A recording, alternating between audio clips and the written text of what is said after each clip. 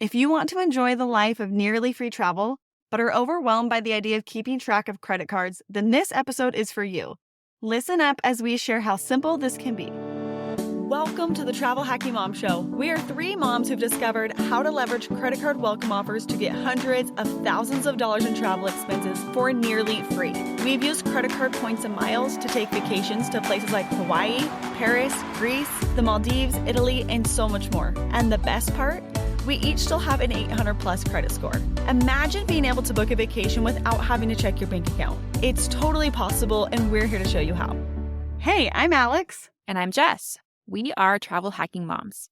Pam gets the day off today, but we have a special guest joining us. Today we are talking with Zac Hood, founder of our favorite points and miles app, Travel Freely. So, Zac, how excited are you to be the first guest on the Travel Hacking Mom Show? This is super special. Just so your guests know, I know you guys well. I have a dry sense of humor. So what I wanted to say was, this goes down towards like Johnny Carson, Jay Leno, like David Letterman, Jimmy Kimmel, and now we have Travel Hacking Mom podcast. So huge honor, but sincerely happy for you guys and excited for this and glad to be here.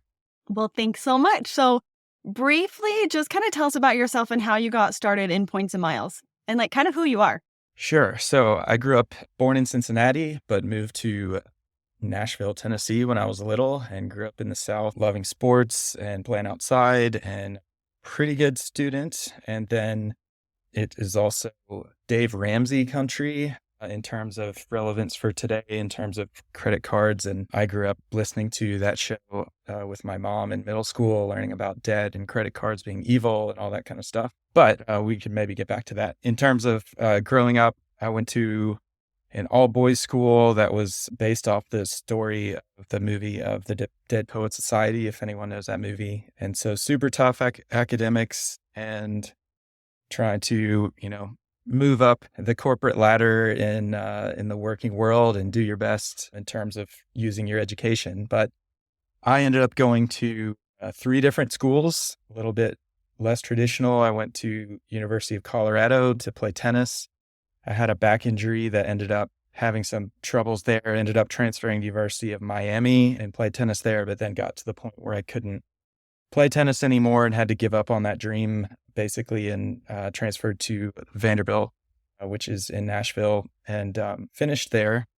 And I ended up actually going back to my old high school, teaching and coaching right out of college because I learned that I love to do that. And then I also started a nonprofit out of kind of a longer, crazy story that helps start organized sports programs in Belize and became a leader of that for several years. In terms of travel and my love for travel, I think I grew up with a few cool opportunities that my parents included my brother and I in, with going to Europe twice, playing tennis with junior tournaments. We were all over the place, visiting different places, some super interesting, others kind of boring. But I think I learned to really appreciate and love, like, places can be different, people can be different, really beautiful places I've never thought I would see and those kind of things. So I grew up in a very normative culture in the South where everyone kind of does the same thing, but these travels from an early age allowed me to see the world a little bit and realize there's much more out there. And that's where my hunger for travel really came from at a young age. So how did you then transition? You touched on you grew up as the Dave Ramsey culture. How did you break away from that to then become a points and miles guy and decide, hey, I'm going to open some credit cards and start traveling for nearly free? How did you get to that point? Yeah, I would say maybe like many people, it was like a long, slow process, kind of like learning how it all works and that it's all legit and safe. And while it seems too good to be true, it actually is possible to do. So my very first experience with points and miles was actually led to proposing to my wife in southern France, using miles to get over there and get free airfare. And that all came from a friend who emailed me about a credit card offer when I was talking about trying to figure out how to get over to France, because that was like a dream, a longer story of a dream that I had when I got to play tennis tournaments in southern France out of high school. I had found this little spot at the top old part of the town in the Mediterranean, and just was like, this is where I want to propose one day. And then going back to my old high school, coaching, teaching, not making much money, then dating Virginia, my wife now, realizing like this is going to cost a lot of money and probably not very possible. So back to my friend who'd emailed me about this credit card offer of 100,000 miles and enough to get you round trip tickets to Europe. That was actually kind of a crazy coincidence. And despite that, to let you know like how much distrust I had from early days, I emailed him back and I said, thanks, but there's no way that's true. That's not possible.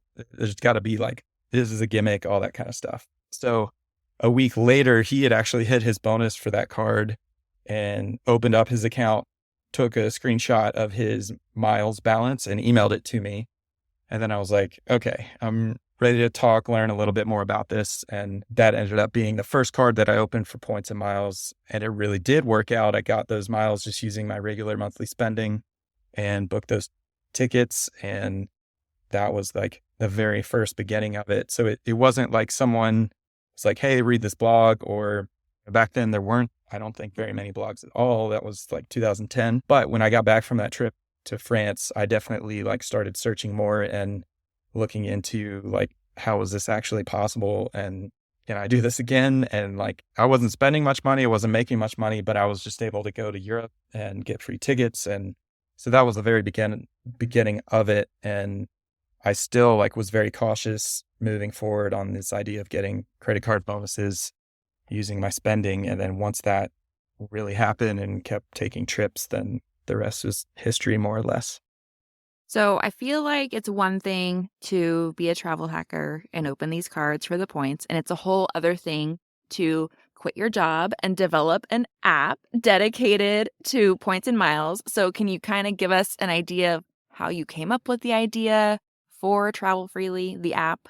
Yeah. So a little bit like that guy from Men's Warehouse. I'm not only the owner, but I'm a customer kind of thing. Like I started using credit cards and not able to like keep track of them. I had a spreadsheet, and I know people still recommend spreadsheets, but it was up to me to update the spreadsheet, and I couldn't tell or figure out if I'd updated it, when I'd updated it, if the information was correct or not. And I'd miss out on adding certain cards. I'd miss certain dates, annual fees, and it was just kind of a mess. It was like, there's got to be a better way to organize this. And then at the same time, I was a full-time teacher between elementary and middle school. And I originally had started Travel Freely as like a points and miles consulting one-on-one, talking to people. And so just teaching them the basics, how to get started. And once I spent a lot of time with people, like they would get really excited and interested, but then like over and over and over and over, the question was, okay, well, but how do I keep track of this?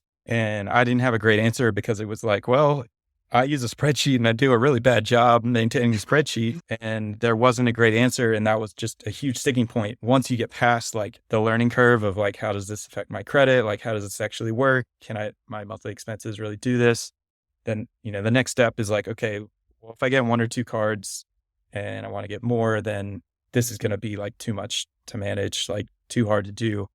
And so that's where the idea of like an actual software came into play. Both to actually like track the cards, give you reminders that were all automated, so you didn't have to think about those things. But then also, I'm more of an introvert, but I was also a teacher, and I realized the opportunity to create an app that did the tracking, but also did like the educating and helped teach people in an organized way. And so that was really fun for me, because it was like exhausting being extroverted, talking to so many people. And then I was like, well, if this was an app and educated people, I can kind of do it in my own corner with the computer. It can be part of the software. Then also so many more people can use it. So that's where it all started, really with just the simple idea of like, how can I stay organized? How can friends and family and how can other people like not have to worry about maintaining management of the cards, tracking them, and the most important things that you need to stay organized and continue to earn more points and miles.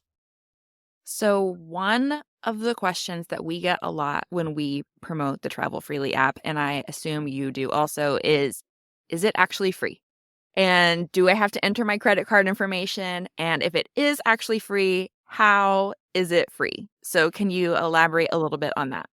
Yeah. So The simple answer is yes. Every single part of it is free. There's no premium. There's no like extra ads in the app or anything. It's completely free. We don't ask for your credit card information, and anyone can get it and sign up. So the reasons for that, basically, number one was I wanted as many people as possible to try it and get into it and use it, because there's enough barriers of like, how does this travel hacking stuff work, that it's like, I don't want them to have to pay for something to just get into learning about it. But then the other part that works well is that we have credit card affiliate links. So anytime someone does end up getting a credit card and uses our links, if we have a link for that and earn a commission, then we can support the site and the app through that. And we are a very small team, and this isn't a big corporate enterprise thing. And so it really doesn't take that much to support the app and the website. And that has worked out really well. So we've been able to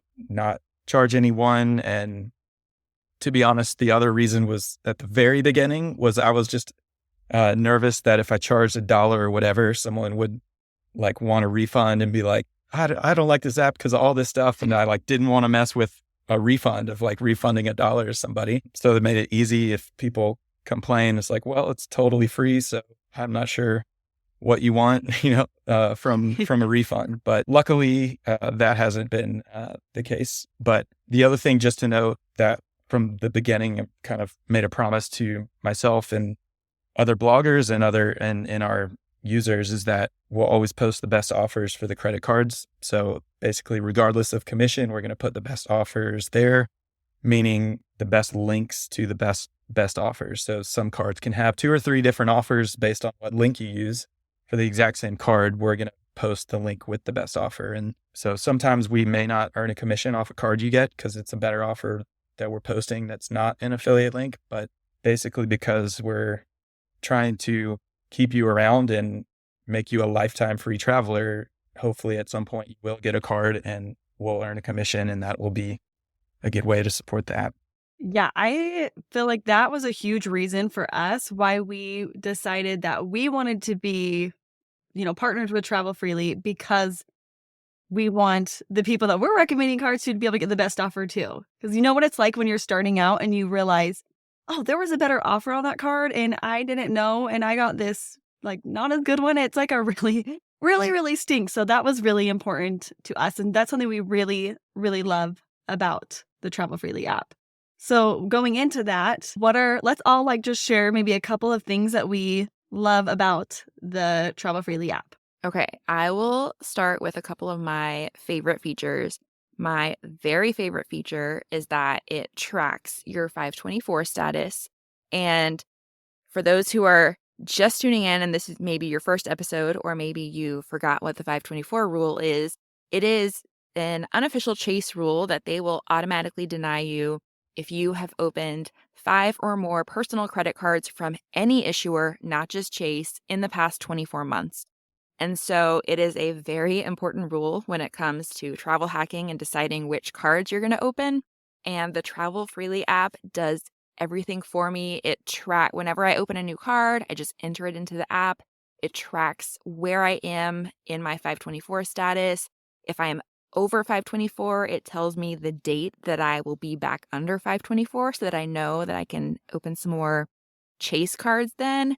And so that is my favorite part. I didn't even use a spreadsheet before Travel Freely. I used a note in my iPhone. So it was like even less sophisticated than a spreadsheet.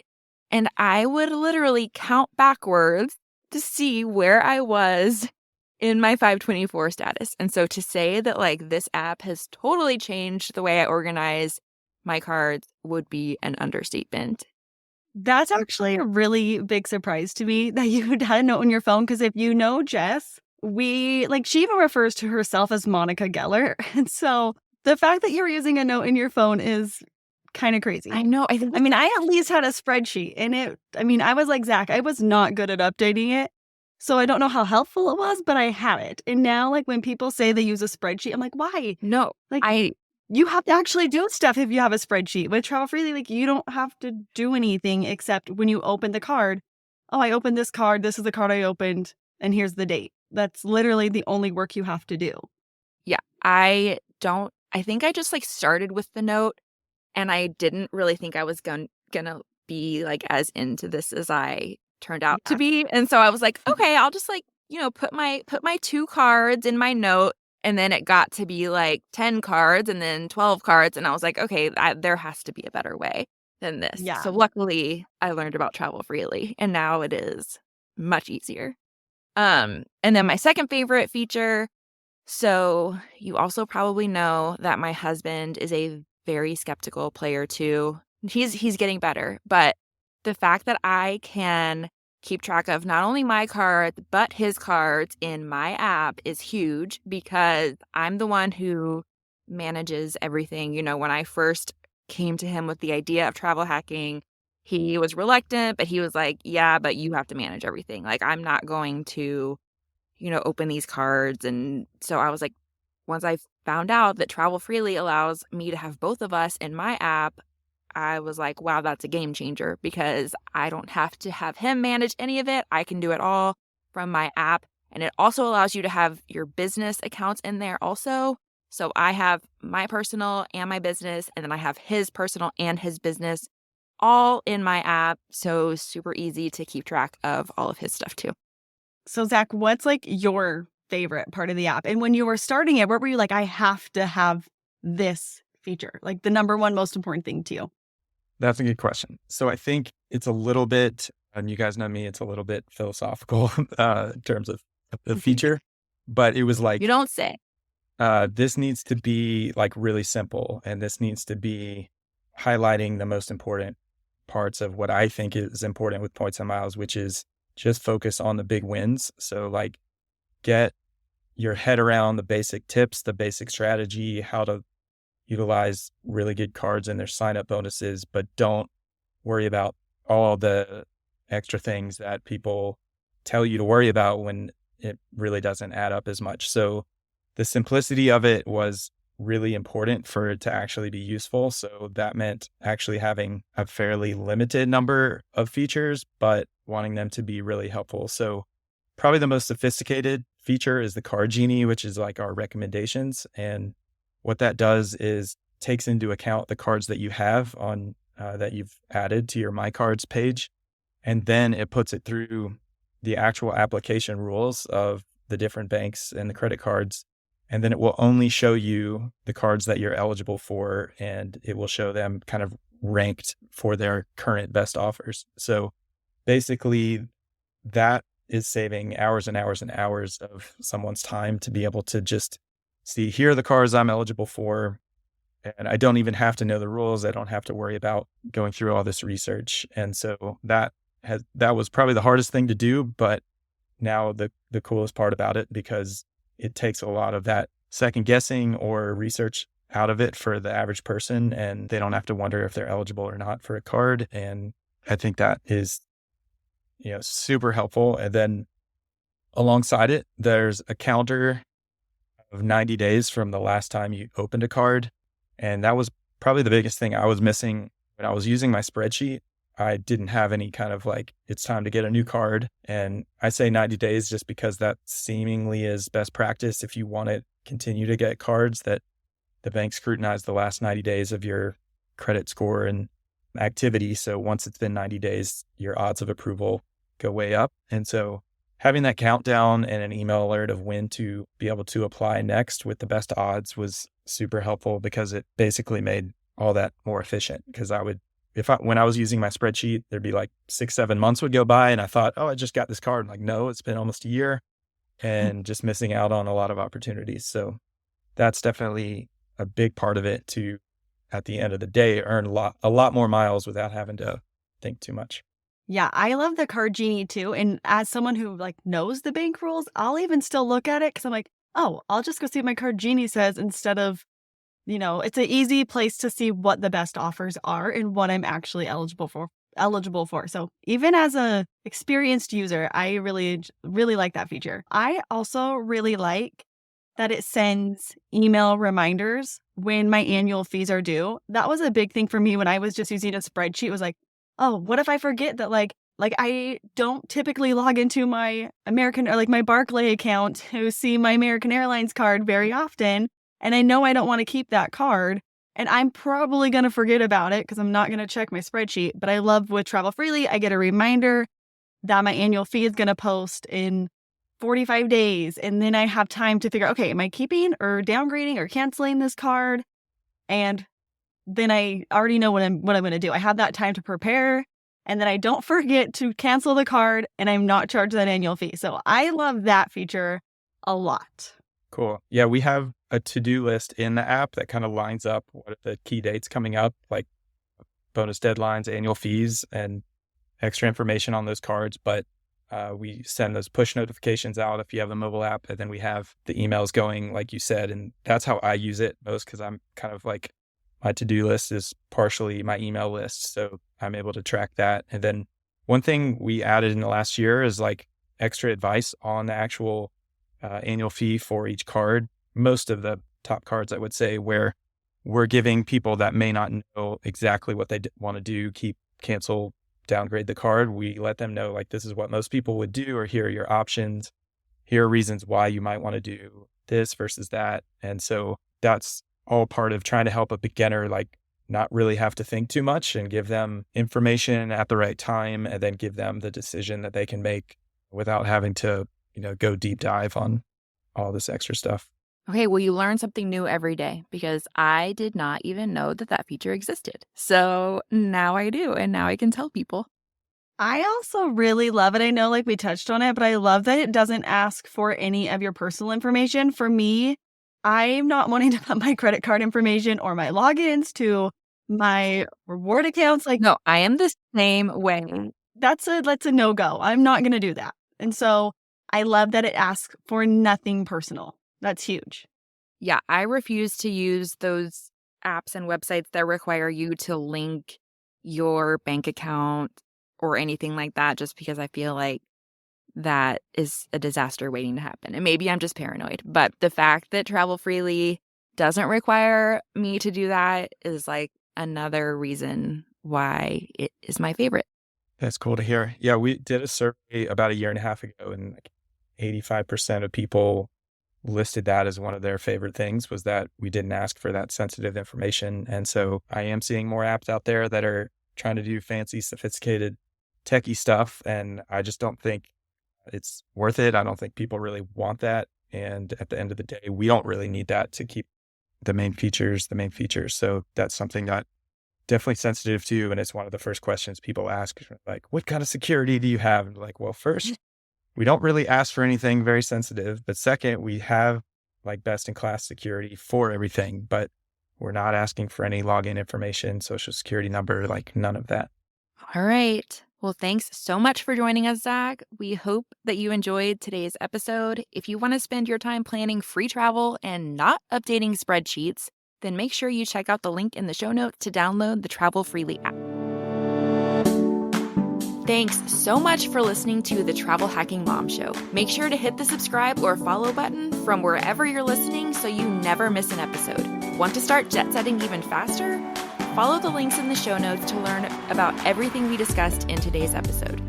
And to stay connected and follow along, follow us on Instagram at Travel Hacking Mom. We can't wait to see where in the world points and miles take you.